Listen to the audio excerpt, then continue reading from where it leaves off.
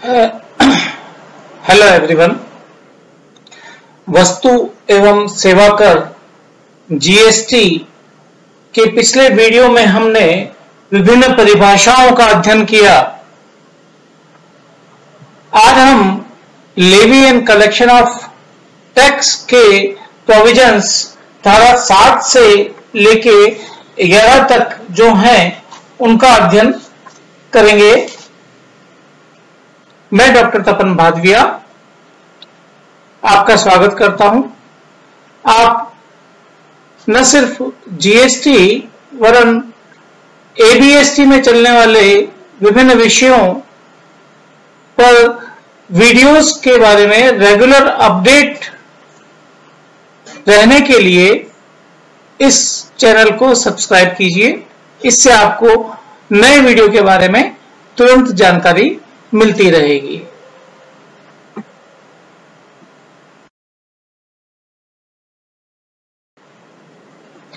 Levy and collection of tax कर के उद्ग्रहण एवं संग्रहण को जीएसटी अधिनियम के अध्याय 3 की धारा 7 से 11 में वर्णित किया गया है।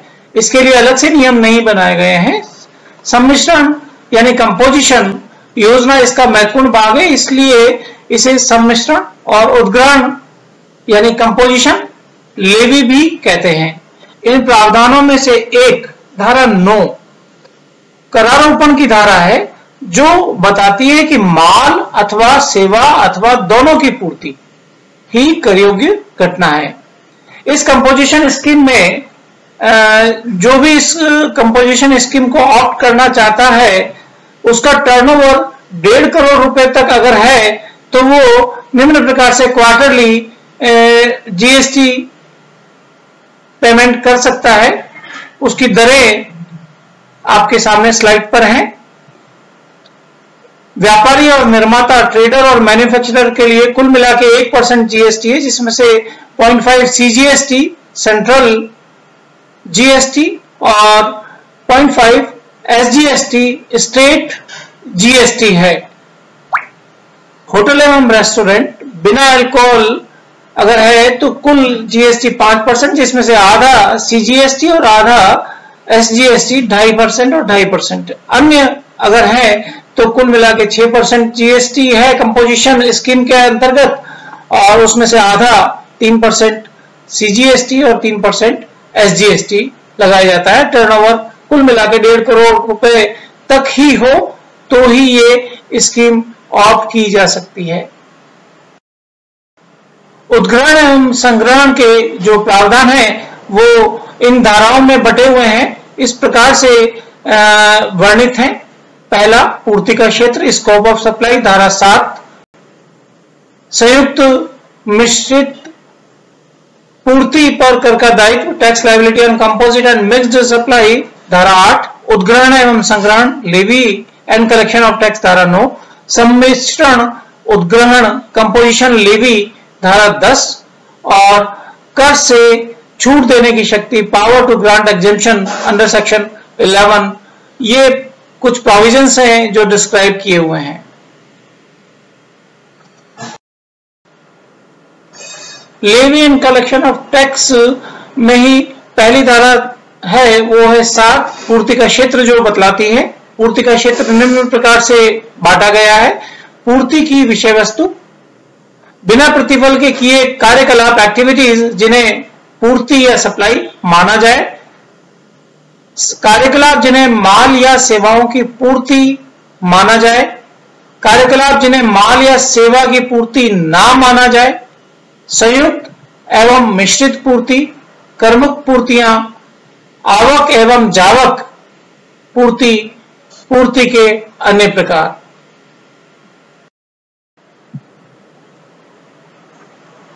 संयुक्त एवं मिश्रित पूर्ति पर कर दायित्व tax liability on composite and mixed supply under section 8।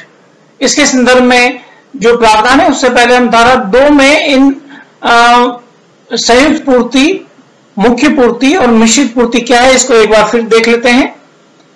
एक, संयुक्त पूर्ति कंबाइंड सप्लाई धारा 2 के अनुसार करयोग्य व्यक्ति द्वारा किसी प्राप्तिकर्ता को की गई कोई पूर्ति है जो माल या सेवाओं या दोनों के दो या अधिक करयोग्य पूर्ति से मिलकर बनी है, या उनका कोई ऐसा समूह है जिन्हें कारोबार के साधारण क्रम में एक दूसरे के साथ संयोजन में प्राकृतिक रूप से बांधा गया है और पूर्ति किया गया है, जिनमें से एक मुख्य पूर्ति है, प्रिंसिपल सप्लाई है। दूसरा पॉइंट है मुख्य पूर्ति। इसकी डेफिनेशन क्या है, किसको कहते हैं मुख्य पूर्ति, वो देखते हैं। मुख्य पूर्ति से आशय ऐसी माल या सेवाओं की पूर्ति से है जिससे किसी संयुक्त पूर्ति के प्रमुख तत्वों का गठन होता है और जिसके लिए अन्य किसी भी प्रकार की पूर्ति उस संयुक्त पूर्ति की सहायक पूर्ति मात्र है। तीसरी डेफिनेशन मिश्रित पूर्ति की है, mixed supply. What is mixed supply? धारा 274 के अनुसार मिश्रित पूर्ति से आशय किसी करयोग्य व्यक्ति द्वारा किसी एकल कीमत के लिए माल या सेवाओं का या उसके किसी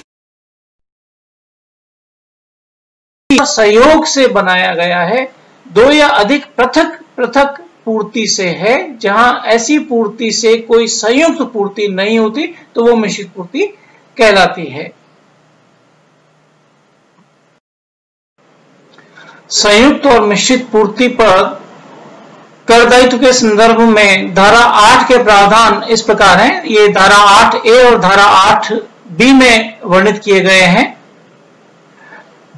धारा 8A कहती है दो या अधिक पूर्तियों को समाविष्ट करके की गई किसी संयुक्त पूर्ति को जिसमें से एक मुख्य पूर्ति है तो ऐसी संयुक्त पूर्ति को मुख्य पूर्ति के रूप में माना जाएगा, यानी कि मुख्य पूर्ति के हिसाब से ही करारोपण होगा।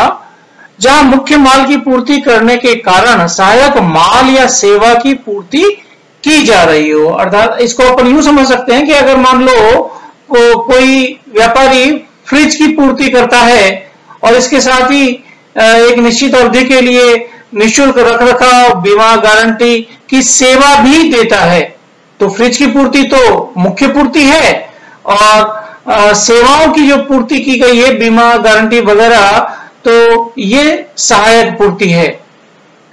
अब मान लेते हैं कि फ्रिज पर जीएसटी की दर 12% है और सेवाओं पर पूर्ति की कर मान लेते हैं 18% है, तो संयुक्त पूर्ति की कर की दर जो मुख्य पूर्ति की कर की दर है यानी कि 12% वही हो जाएगी।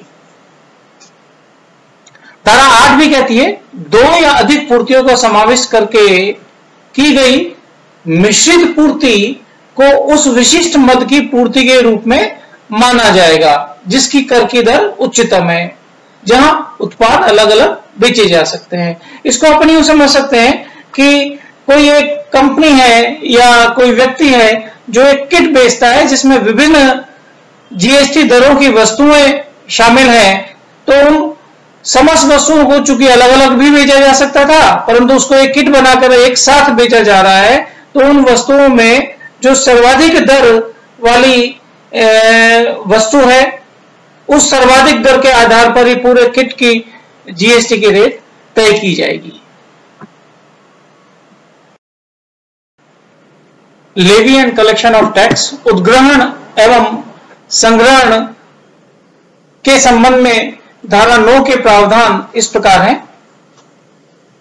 पहला, करारोपण की धारा चार्जिंग सेक्शन उपधारा 2 के अधीन रहते हुए मानवीय उपयोग के लिए मद्यपान की पूर्ति को छोड़कर माल या सेवाओं या दोनों के सभी अंतर्राज्यीय पूर्ति पर धारा 15 के अधीन निर्धारित मूल्य पर ऐसी दरों पर जो 20% से अधिक न हो, जो सरकार द्वारा परिषद की सिफारिशों पर अधिसूचित की जाए, केंद्रीय माल और सेवा कर नामक कर का ऐसी रीति से जो विहित की जाए, उद्ग्रहण और संग्रहण किया जाएगा जो करयोग्य व्यक्ति द्वारा भुगतान किया जाएगा। धारा 9(1) में ये प्रावधान किया गया है। इसमें यद्यपि 20% लिखा हुआ है, लेकिन सरकार ने अधिकतम दर 28% तय की है। इसी प्रकार कच्चे तेल, पेट्रोल, डीजल, गैस पर अभी कर नहीं लगता, पर इस पर तब से लगेगा, उद्ग्रहण होगा जब से कि अधिसूचित सरकार द्वारा किया जाए। तीसरा, ये 9(3) है धारा, घोषित पूर्ति पर विपरीत कर के कोई भी ऐसा वर्ग सरकार तय कर सकेगी जिस पर माल या सेवाओं या दोनों की पूर्ति के संबंध में कोई ऐसा व्यक्ति कर के लिए भुगतान के लिए दायी होगा। अपंजीकृत व्यक्ति से प्राप्त पूर्ति पर विपरीत कर किसी भी घोषित वर्ग की विशेष प्रकार की पूर्ति प्राप्त करने पर ही इसके प्रावधान लागू होंगे। इलेक्ट्रॉनिक ऑपरेटर पर कर सरकार इन प्रकार की सेवाओं पर भी कर की दर तय कर पाएगी। ऐसे माल या सेवाओं दोनों की पूर्ति के संदर्भ में कर के लिए जो व्यक्ति उत्तरदायी है उसके ऊपर यह कर लगाया जा सकता है। जीएसटी परिषद की अनुशंसा के आधार पर संशोधनों के अनुसार उनके पंजीकरण, पूर्ति तथा उद्ग्रहण और संग्रहण के नियम, rules of registration, supply and levy and collection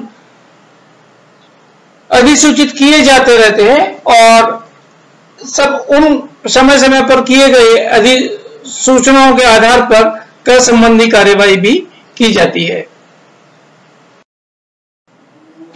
सम्मिश्रण उद्ग्रहण, कंपोजिशन लेवी, धारा 10 में इसके प्रावधान वर्णित हैं।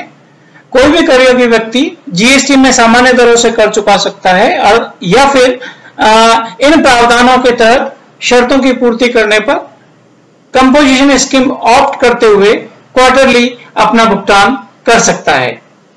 धारा 10 में सम्मिश्रण के प्रावधान इस प्रकार से हैं, करयोग्य व्यक्ति निर्धारित शर्तों और नियमों के अधीन रहते हुए उसके द्वारा भुगतान योग्य कर के स्थान पर पूर्व निर्धारित दर से कर चुका सकता है। अधिकतम आवर्त 1.5 करोड़ रुपए की सीमा में होने पर, इससे ज्यादा नहीं होनी चाहिए, करदाता पूर्व निर्धारित दरों से कर चुकाना चाहता है तो वो कंपोजिशन स्कीम, सम्मिश्रण उद्ग्रहण स्कीम का विकल्प चुन सकता है। निम्न स्थिति में कंपोजिशन स्कीम का लाभ नहीं मिलता है, जबकि करयोग्य व्यक्ति आइसक्रीम, पान मसाला, तंबाकू या उसके पदार्थों का निर्माता है। व्यक्ति अंतर राज्य पूर्ति करता है, सप्लाई करता है। आकस्मिक करयोग्य व्यक्ति कैजुअल टैक्सेबल पर्सन या अनिवासी करयोग्य व्यक्ति नॉन रेजिडेंट टैक्सेबल पर्सन है तो भी वो कंपोजिशन स्कीम ऑप्ट नहीं कर सकता। ऐसे व्यवसायी जो ई कॉमर्स द्वारा सप्लाई या पूर्ति करते हैं वो भी इस कंपोजिशन स्कीम का लाभ नहीं ले सकते। कर का आधार, कंपोजिशन स्कीम में कर का आधार इस प्रकार से है कि ऐसे पंजीकृत व्यक्ति, रजिस्टर्ड पर्सन जिसकी संकलित आवर्त या कुल आवर्त एग्रीगेट टर्नओवर 1.5 करोड़ रुपए से अधिक नहीं है। ये सामान्य स्थानों के लिए है, पर विशिष्ट स्थान जैसे कि उत्तराखंड और जम्मू कश्मीर है तो ये लिमिट 1 करोड़ रुपए की है और इन्हें छोड़कर 9 विशेष राज्य और संघ क्षेत्र जो घोषित हैं उनके लिए यह एग्रीगेट टर्नओवर 75 लाख रुपया तक है। इसमें करयोग्य एवं करमुक्त सभी आवर्त को शामिल करते हैं। यद्यपि एक व्यापारी ट्रेडर को करमुक्त आवर्त पर इस स्कीम के तहत कर नहीं देना होगा, परंतु होटल और रेस्टोरेंट को करमुक्त आवर्त पर भी कर देना होगा। विक्रय पंजीकृत व्यापारी को किया जाए या अपंजीकृत व्यापारी को किया जाए, कुल आवर्त में शामिल होगा, परंतु इसमें क्रय की राशि शामिल नहीं होगी, उस पर चाहे उसके ऊपर विपरीत कर ही क्यों न लगा हो। कंपोजिशन स्कीम धारा 10 की कुछ उपधाराएं हैं, वो इस प्रकार से हैं। उपधारा 10(1) किसी माल के अंतरराज्यीय पूर्ति पर कंपोजिशन स्कीम का लाभ नहीं मिलता, परंतु कोई व्यापारी अंतरराज्यीय माल का, गुड्स का क्रय या आयात करता है, इंपोर्ट करता है या परचेज करता है, तो वो कंपोजिशन का विकल्प चुन सकता है। अधिसूचित वस्तुओं, तंबाकू व उसके उत्पाद, पान मसाला, आइसक्रीम का उत्पादक नहीं होने पर ऐसे माल के निर्यात पर, एक्सपोर्ट पर कंपोजिशन का लाभ मिल जाएगा। होटल या रेस्टोरेंट व्यवसाय के अलावा अन्य सेवाओं की पूर्ति नहीं करने पर भी कंपोजिशन का लाभ मिल जाएगा। कोई व्यापारी होटल या रेस्टोरेंट के रूप में सेवा प्रदान नहीं कर रहा है तो 5 लाख रुपए या कुल आवर्त के 10% में से जो भी अधिक हो उतनी सेवा प्रदान कर सकता है। क्योंकि होटल व्यवसाय में संलग्न ना होने पर कर की दर 1% है, 1% है, तो ऐसी सेवा पर भी कर की दर 1% ही होगी। उपधारा 10(2) इस प्रकार है, यदि किसी व्यक्ति ने अनेक व्यवसाय या शाखाएं भिन्न भिन्न पंजीकरण होने पर अलग अलग व्यक्ति हैं, परंतु इनकी स्थायी खाता संख्या पैन, परमानेंट अकाउंट नंबर एक ही होने पर एवं इन सभी के द्वारा, जो भिन्न भिन्न पंजीकरण वाले व्यक्ति हैं उन सभी के द्वारा कंपोजिशन योजना के अंतर्गत कर का भुगतान का विकल्प लेने पर वे कंपोजिशन स्कीम का लाभ ले सकते हैं, उसे ऑप्ट कर सकते हैं। उपधारा 10(3) किसी भी वित्तीय वर्ष में किसी पंजीकृत व्यक्ति का यह विकल्प उस दिन से जिस दिन उसका संकलित आवक एग्रीगेट टर्नओवर 1.5 करोड़ रुपए की सीमा से अधिक हो जाता है, स्वतः समाप्त हो जाएगा।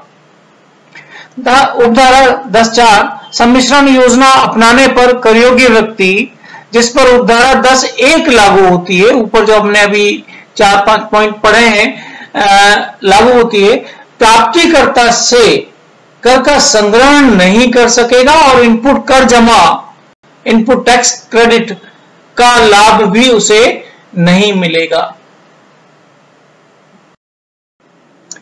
यदि किसी व्यापारी द्वारा अपने व्यापार के संबंध में 5 लाख रुपए प्रति वर्ष तक की सेवाएं, सर्विसेज प्रदान की जाती हैं या उसके द्वारा प्रदत्त सेवाएं कुल आवर्त के 10% के बराबर है, जो दोनों में अधिक हो, तो वह भी कंपोजिशन स्कीम का लाभ ले सकेगा। अर्थात व्यापारी जो होटल रेस्टोरेंट नहीं चलाता है, केवल अन्य सेवा प्रदान करता है, ओनली सर्विस प्रोवाइडर, तो वह कंपोजिशन स्कीम में आ सकता है।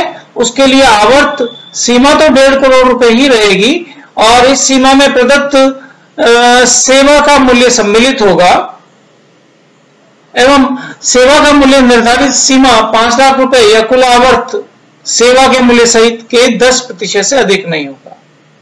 तो कंपोजिशन एक स्कीम एक विकल्प के रूप में है, व्यापारी चाहे तो इसका चयन करे या फिर सामान्य करदाता के रूप में वो कर चुका सकता है। Levy and collection of tax, उद्ग्रहण और संग्रहण के नियमों या प्रावधानों के संदर्भ में अंतिम धारा है धारा 11, जिसमें कर से छूट देने की शक्ति, पावर टू ग्रांट एग्जेम्पशन के प्रावधान वर्णित हैं। सीजीएसटी अधिनियम की धारा 11 और आईजीएसटी अधिनियम की धारा 6 के अनुसार सरकार किसी भी माल या सेवा की पूर्ति को कर मुक्त कर सकती है। इन दोनों अधिनियमों के प्रावधान इस संबंध में एक जैसे हैं। धारा 11(3) सीजीएसटी की जो है वो कहती है, इस योजना के प्रयोजन के लिए जहां किसी माल या सेवा या दोनों के संबंध में उस पर उद्ग्रहणीय संपूर्ण कर से उसके किसी भाग के पूर्ण रूप से छूट दी गई है, वहां ऐसे माल या सेवा या दोनों का प्रदाय करने वाला पंजीकृत व्यक्ति ऐसे माल, सेवाओं या दोनों के प्रदाय पर प्रभावी दर से अधिक कर का संग्रहण नहीं कर सकता है। सरकार द्वारा 48 वस्तुएं कर मुक्त की गई हैं। इनमें से कुछ हैं दूध, सब्जियां, नमक, ताजा मांस, छाछ, आटा, समाचार पत्र, चूड़ियां, अनाज, दही, मछली, अंडे, शहद, रोटी, गुड़, टिकटें, ताजा फल, केक, सूखी सब्जियां आदि।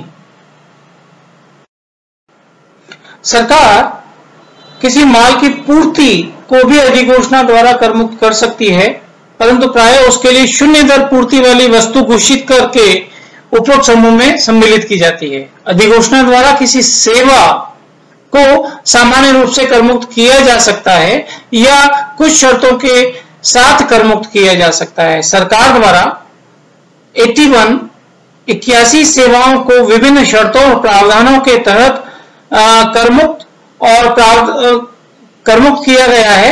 इनमें से कुछ हैं धार्मिक संस्थानों द्वारा धार्मिक सेवाएं, सरकार द्वारा डाक विभाग की सेवाएं, वायुयान या अन्य से माल या यात्रियों के परिवहन की सेवा, सरकार द्वारा 5,000 रुपए से कम की सेवा, केंद्रीय सरकार द्वारा 20 लाख रुपए तक के आवर्त वाले कारोबार को प्रदान की गई सरकारी सेवा, माल के परिवहन के रूप में सेवा, आवासीय मकान निवास हेतु किराए पर देने की सेवा आदि। तो इस प्रकार से ये धारा 7 से लेके 11 तक के प्रावधान levy and collection of tax में वर्णित हैं, जिनको हमने कोशिश किया है कि सबको एक साथ एक जगह पे व्यवस्थित कर दें और इसी क्रम में हमने सारी धाराओं का अध्ययन किया है।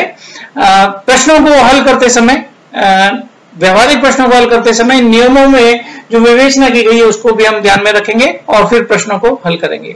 तो इस प्रकार से अगर आपको वीडियो का अपडेट मिलता रहे तो आप इस चैनल को सब्सक्राइब करें ताकि जैसे ही नया वीडियो आएगा आपको पता चलेगा। धन्यवाद।